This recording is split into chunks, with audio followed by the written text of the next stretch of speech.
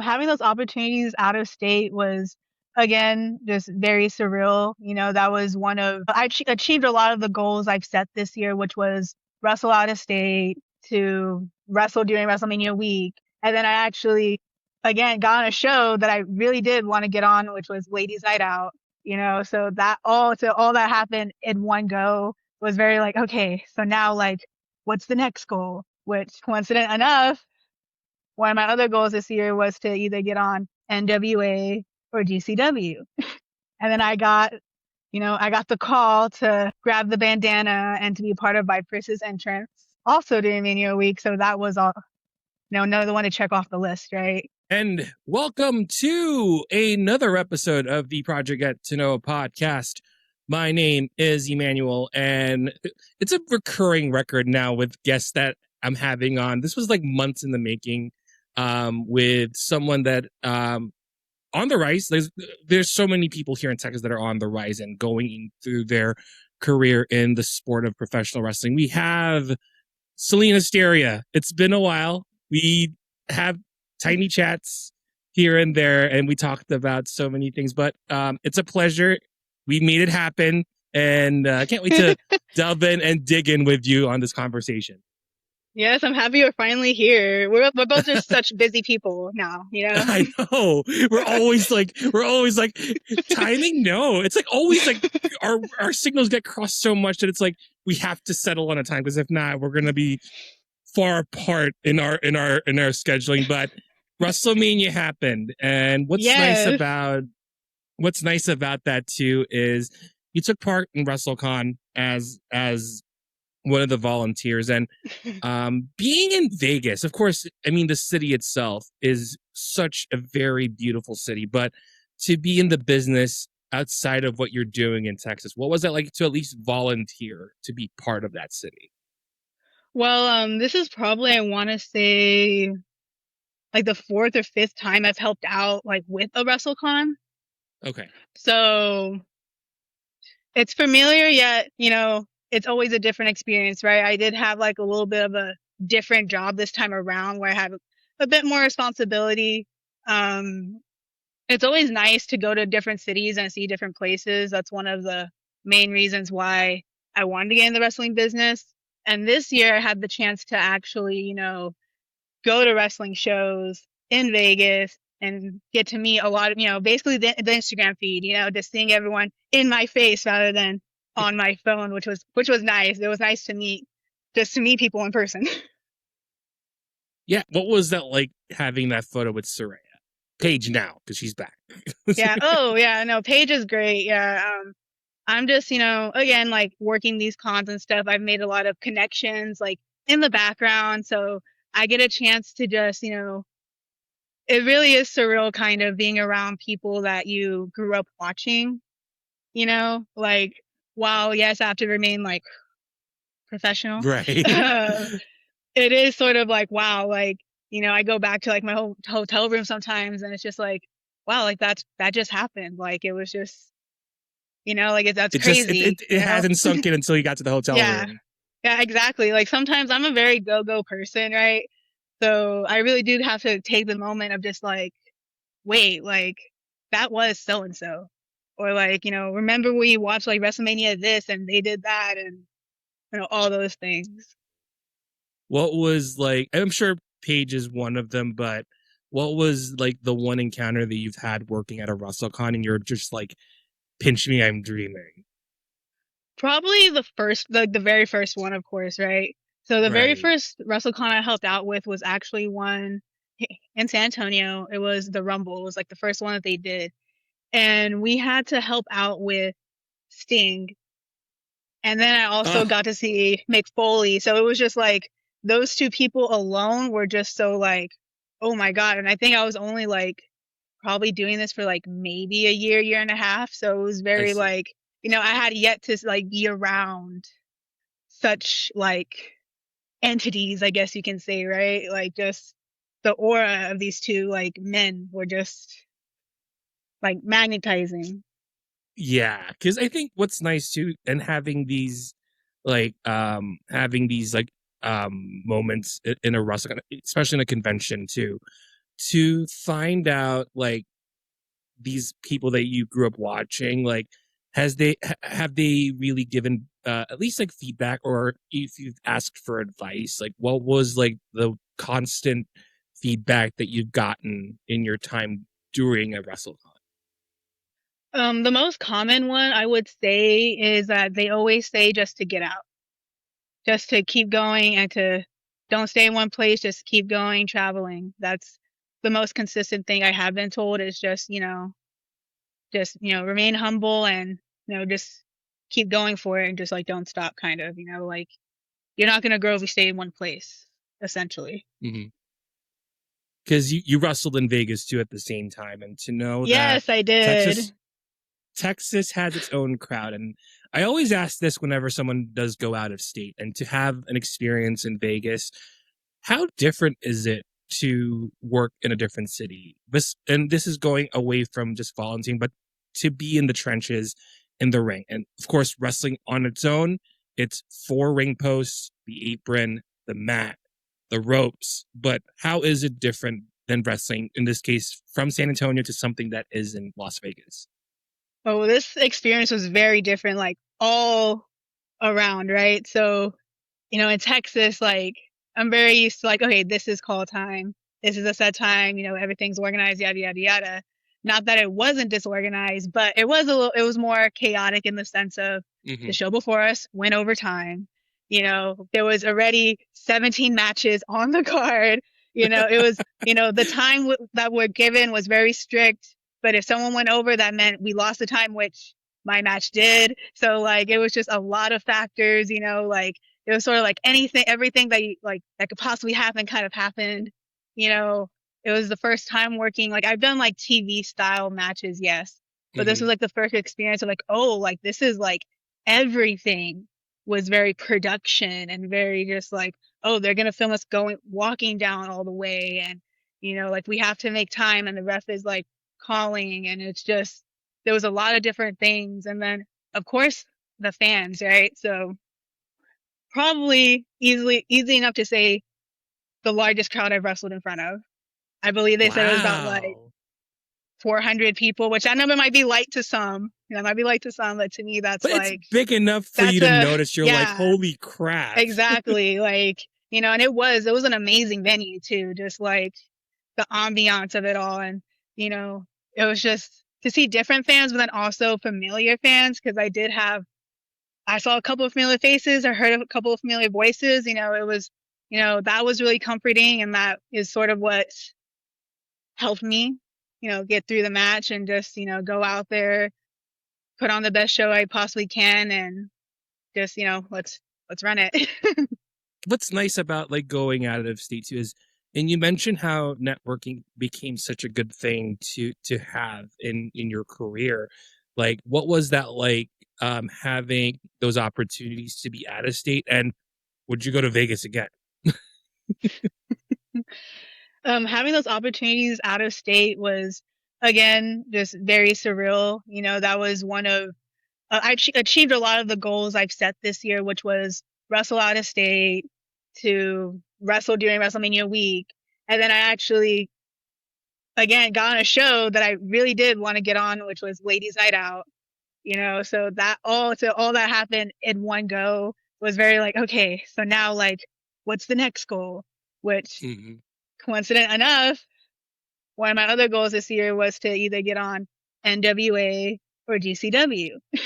And then I got the call to grab the bandana and to be part of Viper's entrance also during Mania week. So that was all, another one to check off the list, right? And all this, I was able to get just through knowing people and just genuine friends, helping me get these opportunities. We're gonna go locally too, because I think I've seen you before on an RCW show, and Yeah. we're gonna start because this is earlier in your career, so we're gonna go foundation first, and then moving your way up. Because being on the Cholas too, and I'm sure you've been beaten around the bush with this question, but I'll ask something different about that. Where having this foundation, of course, it's playing on like the Cholas and the Mexican American culture, but to have this foundation, how did that build up your character? And I'm sure you're still like running the ropes and still figuring out what you're doing in your career. What was it like having that foundation of those characters? Because I know Callie was one, I remember. Mm-hmm. Ridley was one too. I forgot the third. There's another person, but I'll blank if I say anything more. But to have that foundation, what was it like starting with this character, being in this faction of Cholas? It was very much, honestly, it was just like sort of being a kid again, if I'm being Okay. honest. It was sort of like just sort of hanging out with like your primas and just like, that's what it felt like to me, because especially at the time, those were my sisters, right? Like, in the moments, not about now, but in the moment, we were all, very much there for each other, and it very much was just that vibe. Like anytime we were together, whether it was filming a promo, doing a photo shoot, you know, jumping someone, like that's genuinely what it felt like. It just felt like kind of like family almost. At least it's close to home too, Yeah. where like, okay, it's something that you're familiar with, but at the same time, you're like, I'm building myself up to Yeah, really I'm better more than myself in the just person. that. Yeah, Yeah, exactly. exactly. Yes. So I mean, I think it was just a natural leading into like the blue hot factor, because I think, again, if we're staying with the whole family dynamic, that is probably my role in my family. Yeah. Is, I was the So you're the enforcer at that she's point. she was like a, she's the one who's by herself, and she's like, I don't know, like she's real smart, and like she's nice, but she's a little, there's something there, I don't know, like I'm pretty sure that How was long? like what they thought. How long did that stick with you before you like transitioned into like going into witchcraft into the macabre? How many years was that? Just being in that Chola character. I want to say it was probably about a year, maybe a year and a half, because I Okay. want to say the transition sort of like for all of us, honestly, sort of was like there was some overlap in the transition a little bit. Right. I don't doubt that, like, as we got closer to the end, you sort of saw where everyone was sort of breaking off, and like the role they sort of like played in everything. You went into witchcraft, into the macabre, into what your character is now. What's nice too Hmm. is it's very unique. It's very different to it's. I mean, it's not Danhausen for God's sake. It's a different type of macabre. I mean, But people where always do that too, though. People are always like, "Oh, you're cursing people," and like all the time. So I get right? that. I get that often. Because I think what was like at least from that foundation with your character within the Charles, but what were some of those like inspirations? What were some of those like nods that make you think I'll give this character a shot with what you have um by then? A lot of just media that I grew up with, so I naturally lean towards more like occult, like sort of Right. types of media as a kid. So whether it was, like the Bride of Chucky, which was my nickname as a child, that's what my great grandma called me, because it freaked her out that I just loved watching that movie so much. But, I guess, there's some Tiffany in there. There's definitely, some Stevie Nicks, fashion wise. I loved, The Craft, like any cartoon that was like, pixies and just witches and wizards. That, I love Lord of the Rings. Just, I just always wanted to be a wizard. I'm a wizard, and Oh. that's like what I'm, like growing up to be. People are like, "What do you want to be when you grow up?" And it's like, "Oh, doctor," but low key, no, I want to be, a wizard. I want to be Harry Potter. I want to be, I want to be Gandalf. Like, I want to be Sabrina. What was the draw at least? What was the draw at least with that? With magic and into the occult, into the macabre. Like what was the draw? Before even getting into character, Hmm. like what was the one thing that made you say, "Ooh, this is pretty cool"? I mean, again, just, I think I don't know, like, I just always wondered why things were, I've always been someone who's questioned naturally. Sorry, that's my dog trying to, if he heard that. But, Yeah.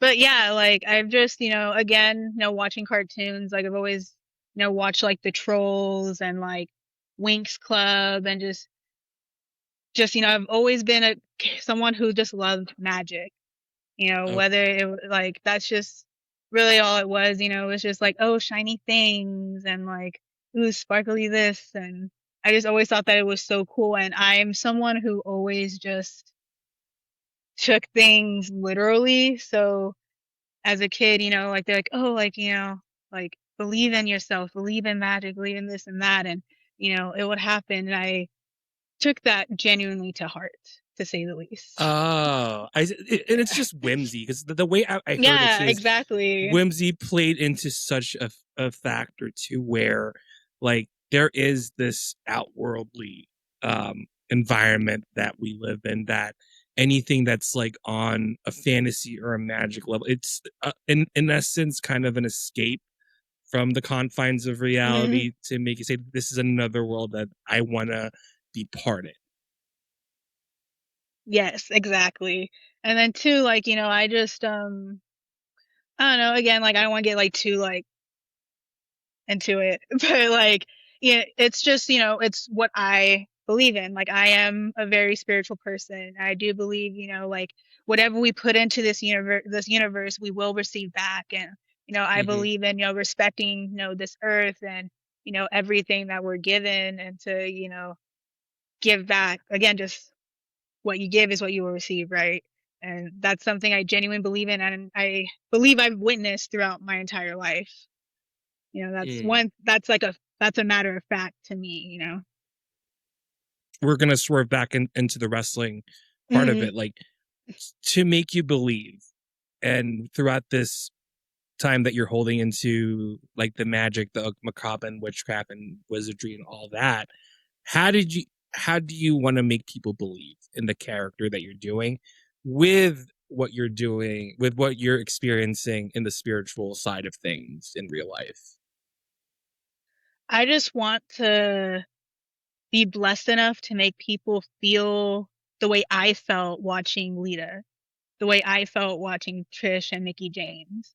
Like how Mm-hmm. I felt watching the Hardys or when CM Punk won like the Money in the Bank or when John Cena came back from it. Like, those moments, like I just want to be able to accentuate that to people because as a kid that made me believe, right? Because before you Yeah. learn what's behind the magic, right? When you're a kid, you genuinely believed it. Like I remember being a kid and like having a genuine argument with my father about the Hardys and being like, no, like he burned down his house, dad, his dog. How could he do like how could he do that? And my dad being like, yeah, it's not real. Like it's fake. He didn't do that. I was like, no, but I saw it on the TV. Why would the TV tell like why would they put it on the TV if it wasn't real? Like it just wasn't like, Yeah. I genuinely believed that happened. Like, like I'm like, no, like Undertaker and Kano brothers, like why would they say that they're like they wouldn't lie on TV, dad. Like Yeah. come on. There is a sense of like there is realism in storylines, and Hmm. to know that with your character, and we're going to segue into what you're doing in Blackbird too, where to know that your character is all of these things that you've done in your career, and Blackbird kind of became in the picture. And I was listening to another interview as well where it just came naturally for you to be part of what Blackbird is doing. What was that like, being part of what Blackbird is doing while you're still trying to figure out what you're trying to do in the wrestling business? I think it's all just again, like I said, very just happened naturally and it was just a learning experience, right? Because it's sort of like I'm sort of growing with the company. So, Mm-hmm. and it's very appropriate for like the pairing of it all, right? Because, like Blackbird just happened around like just the perfect timing. It just happened around a time where I ended a chapter and I was starting a new one. And they, around that time, they had their first show, their second show, and I went, to, of course, support the homies and to, see everyone. And, of course, who doesn't love to, like, when you're not booked, who doesn't love to actually just go and watch wrestling sometimes if it's right there? for you to see. So that's what I did. And yeah, like I just, I am for everything like Blackbird stands for. I am someone who's always gone against the grain. Like I said, I'm someone who's always questioned why things are. And I've always been someone since I was a kid who questioned authority naturally. I didn't I didn't see it as disrespectful. I just thought it's like, no, like I just wanted like, but like how come? Like I'm just Yeah. trying to have a conversation here. But but yeah, like, I'm again just for the griminess of it all, having just different faces and different people, different type of matches, like cuz again, like I believe, wrestling is very much it's like movies, right? Like different genres. You have like your old school like 80s style wrestling. You have your like TV like very WWE type wrestling. Then you have like your death matches. Then you have like your comedy and you have your more like silly goofy and then you have your more like hard hitting and it's just I feel like Blackbird is a place where you can kind of blend it all together. It's just like, like that's just what it is. It's just a huge circle of just different styles and just different things that just to see. The more important part of your time in Blackbird, because before we even record, I had to ask too, because I think, and this is at this point, it's an inaugural championship podcast now, because I think you're the third or fourth that have it, and the Iron Siren Championship is something that's being the first singles title that you have and being the first champion in Blackbird. I'll say this too, um, with having this inaugural title, what was it like to be the inaugural championship and no one can take that away from you? I mean, well, I can't get too big headed because apparently I'm already I'm already pushing it, but it certainly adds to it. It helps. Um, it's honestly a real honor.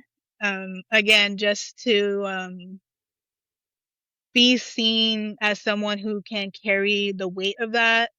I find it's very not only humbling, but again, just real like heavy once you think about it all, right? Because it's like, wow, Mm-hmm. like my not like my first title is also the first title. It's also the first of its kind. It's very much, it's very Aries and of me to be like one, and it just, it's just again, it's just the way the stars aligned were just very just perfect for it all. It was just really full circle for all this to happen. The first match that I saw with you having a title defense is with Tina Nix. And what's nice about this match in particular is how much of the time that you have and working with with with witchcraft, with voodoo, and with all of these things, and to have this unique match at the No Ring show at the time. What makes it such a very unique match that you've done? And what you've done so far in a traditional sense, what made this match so unique for you to try out defending the Well, it was my first no ring. So there's that. uh it's just the first of its kind for me. So that was just again just new experience all around. And it was fun. It was a lot of fun getting to use, some of my outside sources in this all. Unfortunately, Tina has been my main victim. Little Tina is also no longer with us. She now resides with Tina until further notice. I Okay. plan to get that back. Just throwing it out there. Uh, but yes, it was really fun. I had a lot of fun with that match. I had just a lot of fun all around. That was just a good time, just every which way.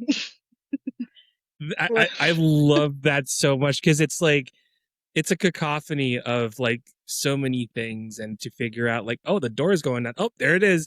But to know like having like something that's out of your comfort zone in the confines of a no ring, Mhm. Like, were the nerves there, or were the nerves there to begin with, or did it take time for you to say, okay, I know what to do, and I know that I know what I need to do, what I know my spots, I know what to do with it, and the nerves just go away? The nerves just go away. For me, it's just Mhm. sort of like once you're out there, it's just like we're out there, because what are you gonna do? Like, like not do it? Like, no, like I get like, especially with the crowd, I really feed into like a good crowd, and I feel like Blackbird always has a really good crowd that it just Mhm. they just they're and you just feed off their energy, like no matter what they're giving you, like they're giving you something, and it just makes you just feel something else. And even though it was my first no ring, I will say I want more. it sort of it sort of unlocked something in me that I sort of knew was coming. I have a real like addictive personality, you can say. So I sort of knew that once I was able to get a match with any sort of like weapon freeness to it, that I was gonna live for every moment of it, and I did. I loved every ounce of it, whether it was getting hit with a kendo stick or hitting someone else with a kendo stick. You know, the fact like it was just everything about it. Using your environment around the environment around you.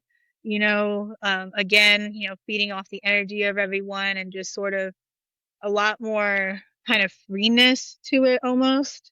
I know like what my version was like, just like a little taste of like what I want to happen, I guess you can say. Like, from here, like if I keep doing things like this, it will probably escalate, to say the least.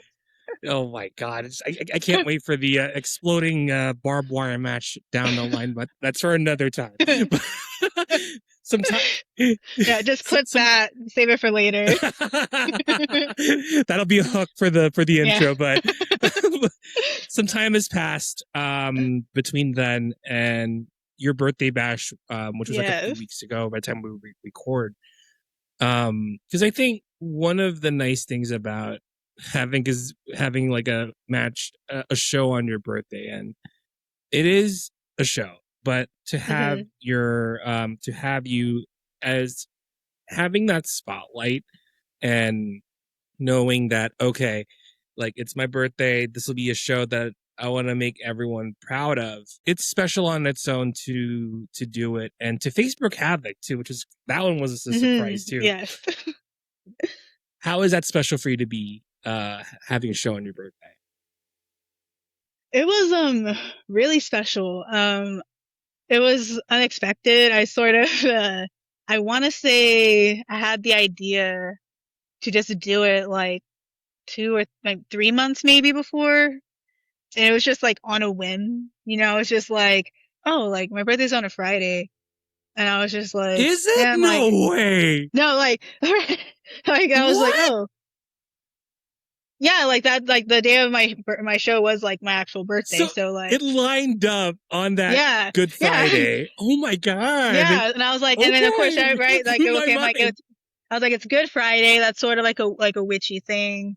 And then I was Yeah. just, I don't know, I just had the thought of like, I was like, oh, I want to have like a 3 day like wrestle like weekend, right? Like I want to do that for my Yeah. birthday. And I sort of had this joke like, oh, watch no one book me. And I was like, well, if I book unless like I book myself, right? And then like it was just like sort of like a joke. And then I just like sent the message of like, hey, and then it just sort of all the pieces just fell into place. Yeah. Oh my god. That just blew my mind. And it's having the other guys who are there. Hmm. Chase is there, Sludge Stash was there on some of those segments, and having those people around you.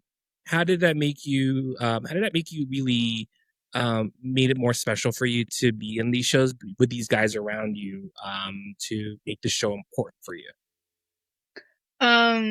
It felt honestly overwhelming. Again, like I'm someone who is really like go go go. So like show day, I was very like locked in of like, okay, like we Yeah. have to get this, like I didn't really feel like I guess, a promoter. And so like that day up, it was very like, oh, but, once, honestly, once I got the footage and I like sat down and I just like watched everything and, you know, that's when everything sort of settled, like resonated with me really.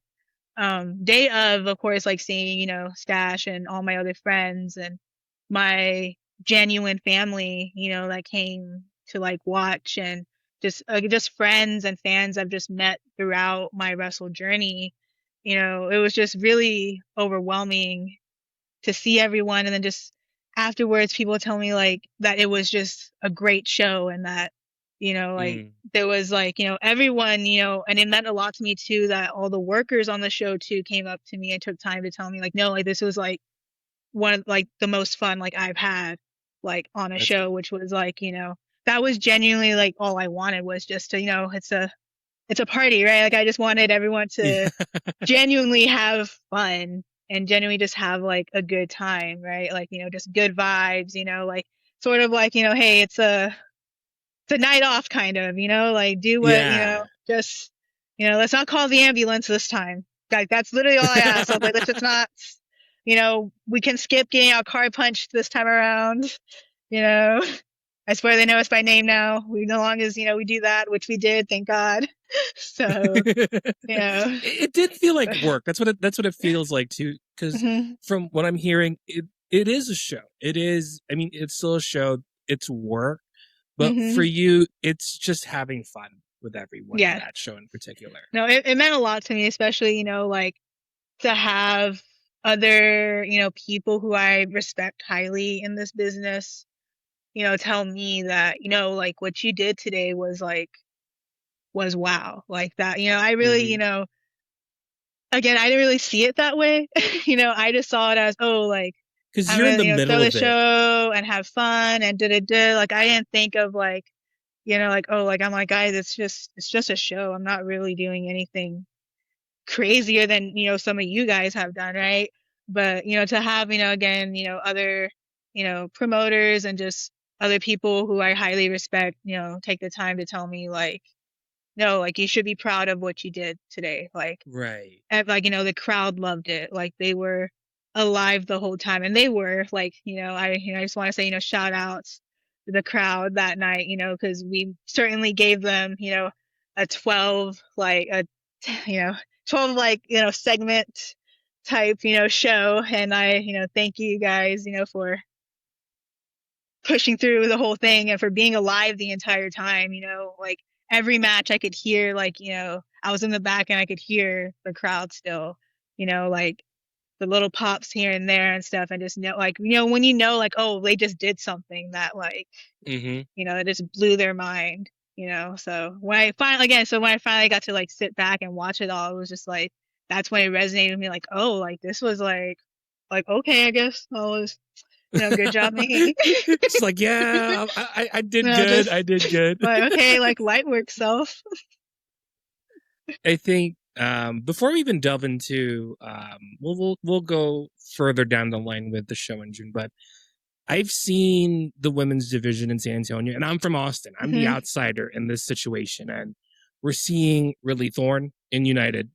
You have Blackbird. Anarchy Dash is in Baracho in Austin. What makes this city so special within the women's division, within the other cities of Texas? San Antonio has such a very big scene in the women's division. What makes that Hmm. city so special for that division as well? I mean, I think sort of like in general, right? So while there are a lot more women's wrestlers now, it certainly took a lot for that to happen. I think Mm-hmm. that for whatever reason, we all just surged around the same time. I don't know what it was.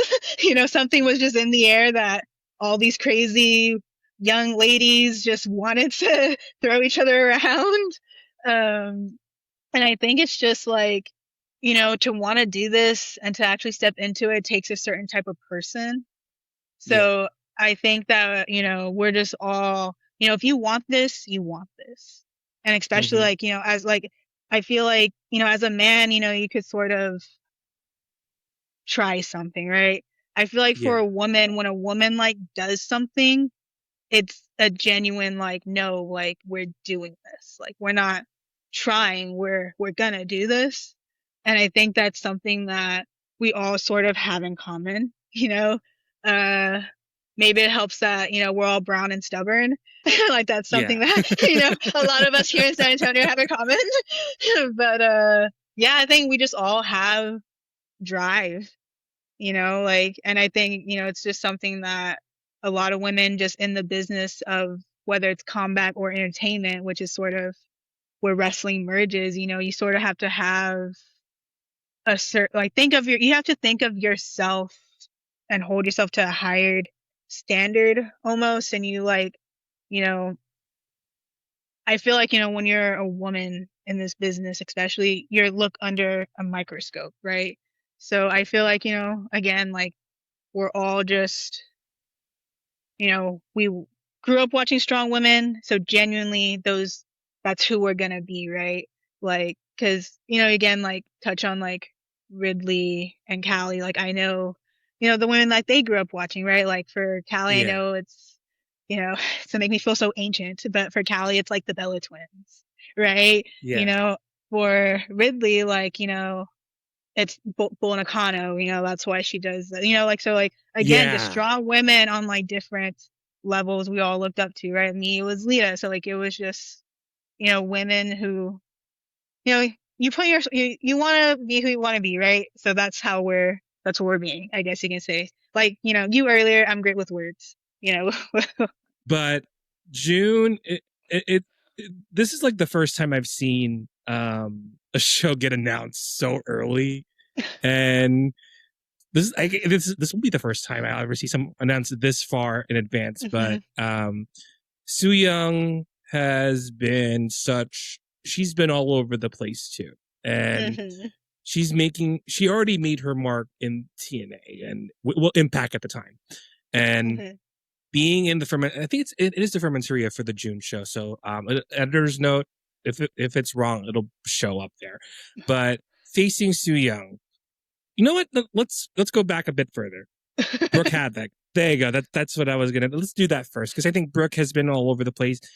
I hmm say you're equals just because of how you're doing things on move set wise, but facing Brooke first before we even delve into Soo Young, what was that like being someone who's out of state and who's had so many accolades on her end, facing her on the birthday bash?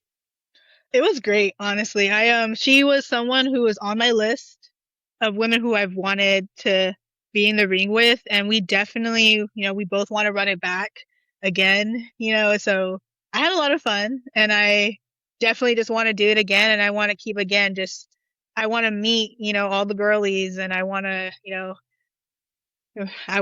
run around with them, basically, right? Because what I like about Get a that chance too to just is like that play. yeah, right. Because I think that flower spot, I was like, this is gonna be a good match. Like Yeah. when she hit herself with the rose Yeah. bundle, it was like so slapstick, and I'm like, this is gonna be good. This is gonna be a good match because like seeing both of you guys work in that span of time, it was like knowing that you faced someone um in such a it's such a different skill set that you've seen in Texas to know that okay, this will be one notch off my belt to face down the line, which leads to Soo Young, who's had experience, who's been hmm in that position in the business. I wouldn't say nerves, but rather what is the excitement leading up to June? And it's, there's some time in between for you hmm to like get the nerves out, whatever anxieties, whatever stress that you're going through come June. What was that like just at least seeing the announcement that she's on that show in June? It was well exciting, right? Because Yeah. when it very again show was announced forever, her appearance was announced forever ago. So I was very, much looking forward to just meeting her. I was just Yeah. looking forward to being backstage with her in the same environment. But when it was announced that, oh wait, Oh, Yeah, me. it's me. Oh, It's me and her. me. Me. Oh, okay. Oh, okay. Oh, I'm like, well, just like, one moment, like, like that's sort of like how it was. Like, in a way, it was like, oh, like, yeah, sure, that's whatever. Oh my Yeah. God. Like, So it's like your time in WrestleCon. That's what it means. yeah, it was just like, oh, okay. But yeah, I'm certainly, changing up the training regimen and notching it up a bit for this one. I'm putting in, extra work for this. I would hope, I'm not saying hope, I will, this I would easily say is going to be probably one of the best experiences of my career thus Mm, far. And I can't wait. yeah.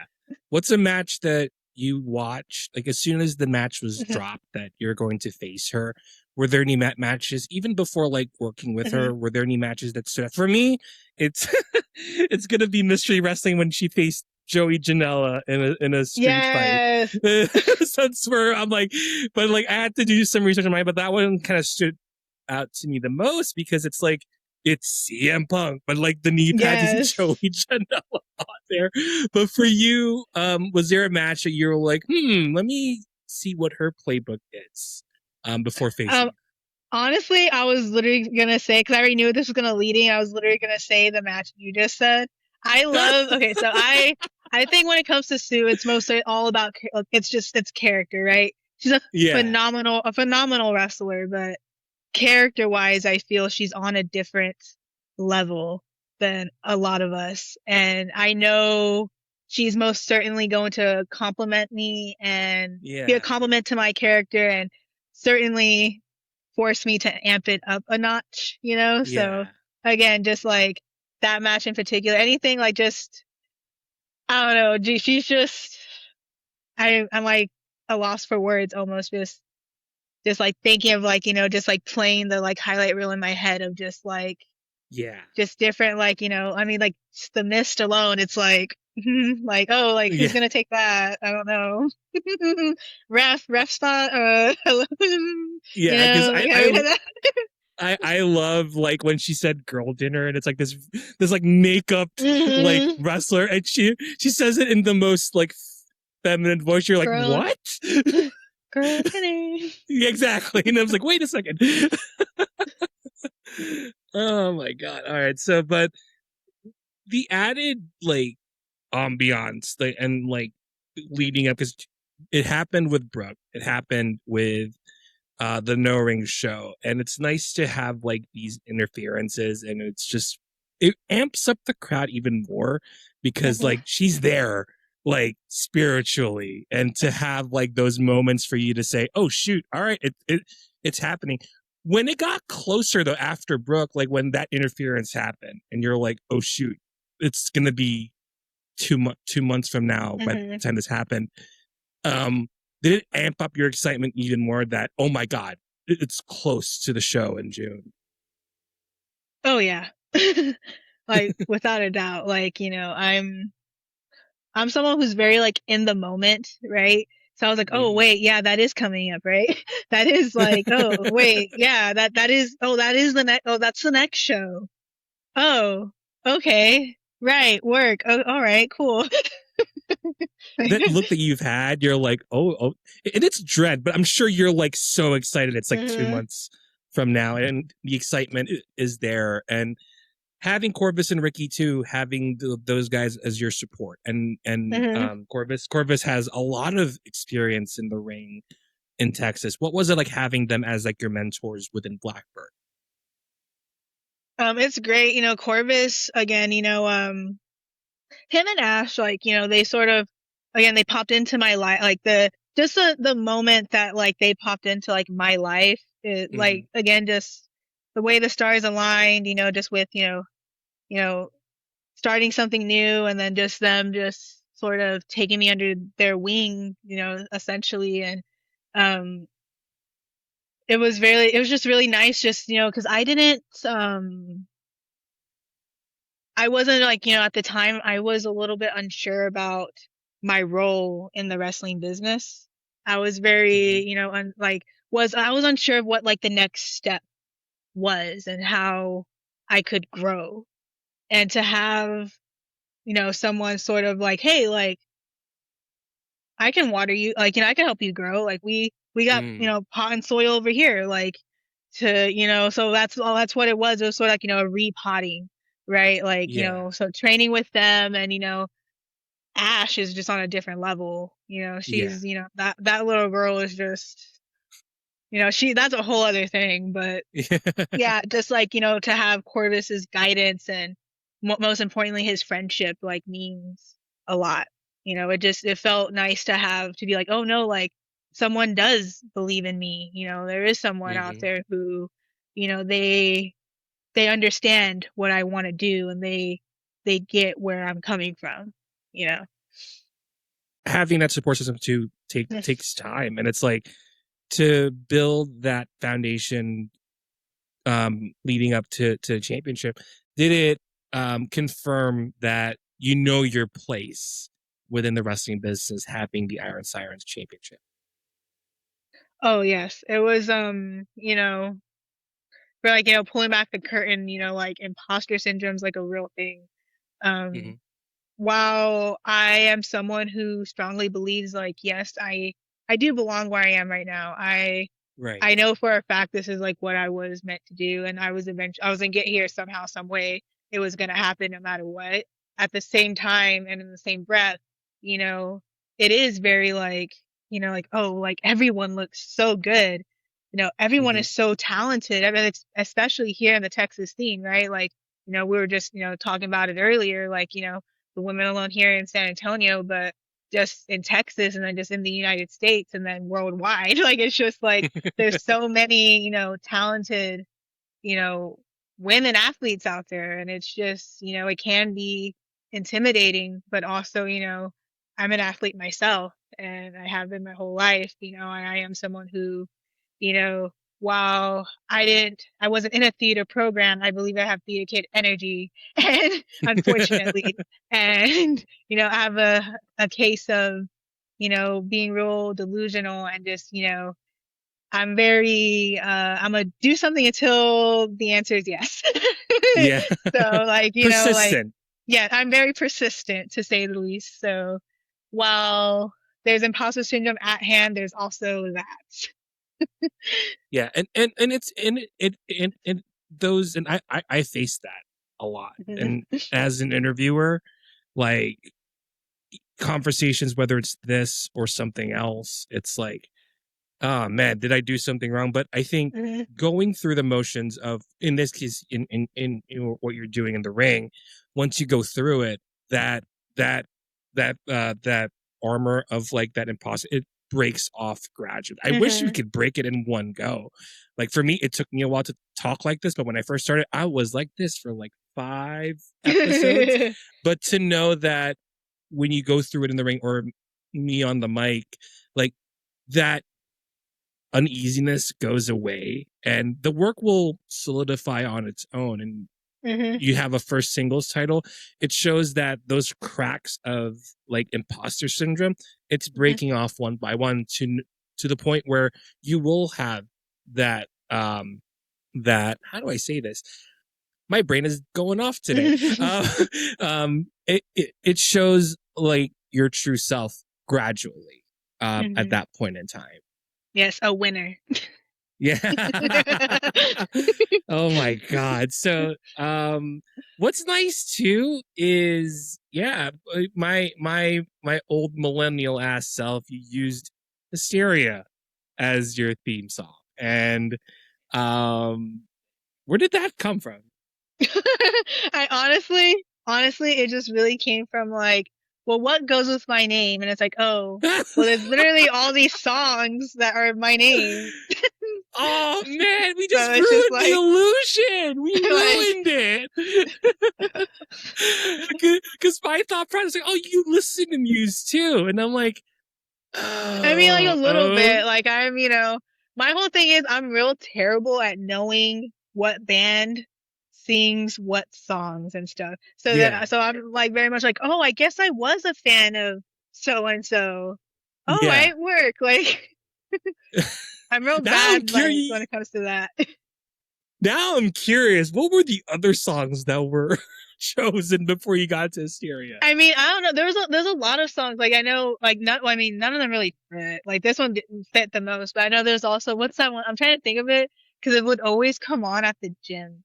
And so it's like it's an oldie. It's like some like oh god, I'm having like a brain fart. It's like for sure like an 80s like song Oh, and okay. it's about a girl, but like yeah. I'm gonna try and think about it. Then I I'll was send it, then you just thinking. like insert and pause. I was like, you're playing Journey? Like, what is Mm. this? Yes, right. Was it them? But I know they had one too. There was a lot. Oh my god! Just to mention my brain, because like every wrestling theme is Journey too. That like that's Yeah. close to that. Oh my god! Yes. But I mean, you know, see, it's fitting, I guess. I'm sorry, viewers. We just ruined. Can't transfer that. Sorry, guys. I thought it was something grandeur, but no, it was like No. throw a dart in the wall. There's Hysteria of my Yeah. views. I really couldn't. I had the most trouble trying to find like what song, like what's like the ambiance, because like so on my page, like it's like just like a joke having like like the like that's just like a personal joke of mine, but I genuinely did kind of think about making that also my entry just for the meme of it. I did Yeah. think about that, but I was like, no, like because I'm not like a vampire, but like just for the je ne sais quoi, you know, just for the Oh energy we my used it for the god. Instagram. But that was a Wow. genuinely like you know like a like maybe I really can't think of anything else. Like why does it Oh fit my. though? Oh my god. This is going to be an interesting episode to do, but Yeah. I mean, anyways, honestly, uh, any song from the Twilight soundtrack probably would work. oh, was it Decode? What was the one with Yeah, that's Paramore? that's the Paramore one. Yeah, yeah. I love I'm a I'm a big fan of Paramore. That's probably my Yeah. favorite band. Oh my god, this is gonna be. Oh, this is cool. This is cool. I'm laughing because I'm like the facade of the character just goes out into the woods like that, but it's fine. I mean, Yeah. it's what makes who you are at the end of the day. I mean, I do wander in the woods quite a bit, so it does. Oh my goodness. So we're close to, well, we're gonna close out, and this we went from whimsy to now we're gonna be, I always say this where we're gonna go from brook to ocean real quick. Yeah. So I'll close the conversation. Thanks for having you on. Of course, it's nice to have a conversation with you for such a long time. And picture yourself as an adolescent you, Yes. and if she hung out with you for a day, and with the life that you've had, the career that you're going through as a wrestler and as a person yourself, what would that younger person feel like hanging out with you for that day? My younger self would I'm not trying to get hysteria right now. But I'll see you later. See you later. just like but no, I think she would genuinely be while shocked, right? But also genuinely be like, "Oh, like so we did do it." You know? Hmm. Cuz this was just, you know, being a wrestler was sort of always in the back of my mind, right? I've always, you know, wanted to sort of, you know, I've always just like liked putting on a show for people, basically, you know? So, you know, but as a teen, I was, especially adolescent, I was really shy. Hmm. You know, I was very much to myself. I hated speaking in public. Anytime I had like, you know, I knew I had like a essay to like present to the class or a presentation or anything of that sort, I genuinely like would throw up or like I had so much anxiety over it. So to see that I've, you know, grown, you know, and I've sort of tackled on that like what was fear and what I now know is just excitement.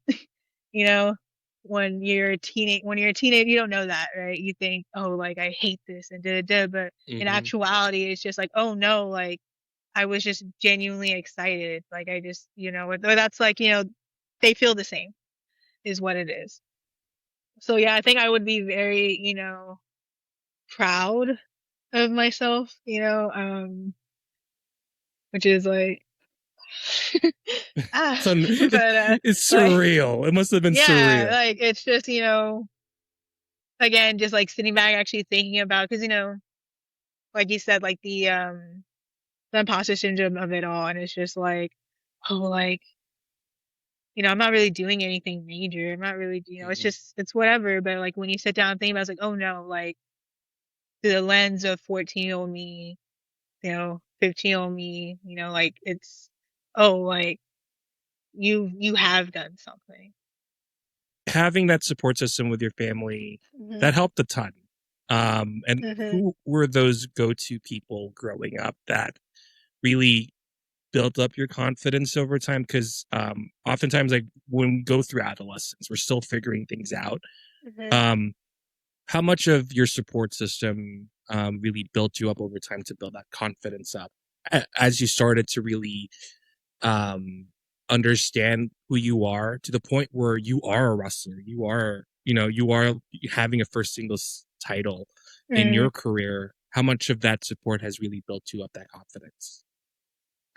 Um, quite a bit, because again, touching on just strong women, I have a lot of strong and loud and confident women in my family, being, like, just again, just, being Hispanics, I've always like I was the quiet one. I know Hmm. like y'all So you're the y'all see anomaly. me, yes, like I was the one who was like, oh my God, like they are like everyone's staring at us.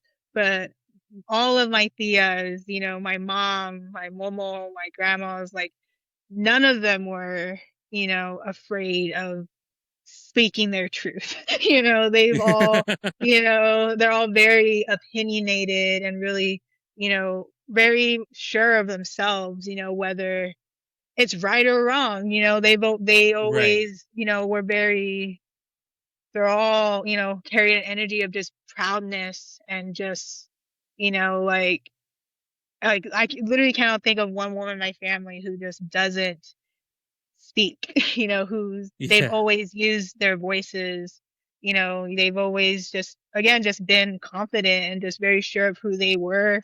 And being a kid, they've always like, the days that, because like a lot of us, I was, I'm nothing special, but of course I was bullied. She was, she was picked on. And those Yeah. days of, when I would come home and I wasn't feeling the best, or like, so and so did this or that. And, my grandmas and again, my tias, just, they would all be like, oh, well, so and so's this and so's that. And they're just like turning everything to a joke and telling me like, you know what, like, it doesn't matter. Like, you're so talented, or you're so, it's because Yeah. like, you're you're beautiful, you're really smart, and you got, you play this and you do that, it doesn't matter, like, like they've always been like, like it's because like, you're so smart, like you're too smart for that, like like like what they're saying is not true, like you're smart enough to know that, like, so they've always, they've just always been there in that sense, like, throughout my entire life. So that's just something that, even though I may struggle with it sometimes, at the end of the day, the base of like me believing myself is that it's because my family has always believed that I can do anything. They know your worth at the end of the day. Yes. Yeah. So let's flip the script. And if you wanted to impart advice to your younger self, what would that be? My advice would be just, to keep going. To, Mhm. that's pretty much it. It would just be, like what I just said of just keep believing yourself and just keep doing it, because there, a lot of moments in my life where like I, you know, I was away from the support system. I didn't believe in myself as much Mhm. as I should have. And like just be forgiving to yourself as well. I Yeah, think, yeah. that's a lot of work. Yeah, it's a lot of work, and it's like Yes. um it's one of those things where like and it scars too, and Hmm. you'll remember it, but to go through it and to understand yourself even more, and it's all part of growth. It's all part of progress, and without movement, we won't know what we're doing. Down the line, and you look back, you're like, oh, I did that. You know what I mean? It's like, Yeah, oh, no, there it is. exactly. Like I just literally I like reposted it today. Like I've heard this quote before, but I just like saw it again like on my Instagram feed. But like you do have to like, experience the fool's journey in order to be like the wise man, right? Like Hmm. there's a reason why, you have to have those growing pains in order to become the person you want to be, or at least hopefully, right? Like hope, like I would Right. hope that like a lot of us wouldn't want to be like the little shits that we were when we were like like 15, 16. Like I don't know about you guys, but I know like I certainly talked out of my ass a lot like when I was that age. So like but yeah, like just be more forgiving of those because like in the moment like you can easily just be very hard on yourself when now like when older realize like oh like actually like I should have been more like loving towards myself at the end of the day rather than Mm. so critical. Yeah, this is Mhm. fun. I know we were a little bit over time. It is what it is. Yeah, it's But I think having this conversation too, and it's one of those things where um, everyone's a work in progress, mhm, and to tell your story and to know that um, you went out of your way to go out of state to figure out, okay, this is where I want to be in the mhm, business, and it may not be the perfect, like we're going to hero, we're going for a hero of 1,000 faces that you're mentioning it. You're still there to figure out like, okay, this is just like the next step of what you're doing. And I think it's one of those things where once you understand yourself even more, it's like what's going to happen, to the point where you see the bigger picture. You're like, oh, mhm, okay. And that's what it's nice about wrestling. I mean, this is all independent wrestlers except for Nick Nemeth and Mark Henry. They're big, but for the majority of like the guys who are on these conversations,